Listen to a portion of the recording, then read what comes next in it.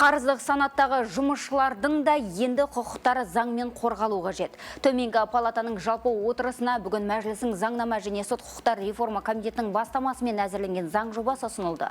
Оны депутат Қанат Мусин таныстырды. Құжатты әзірлеудегі басты мақсат ішкі нарықта еңбегі уақытша пайдаланылатын қызметкерлердің құқығын жалдамалы еңбеккерлермен теңестіру.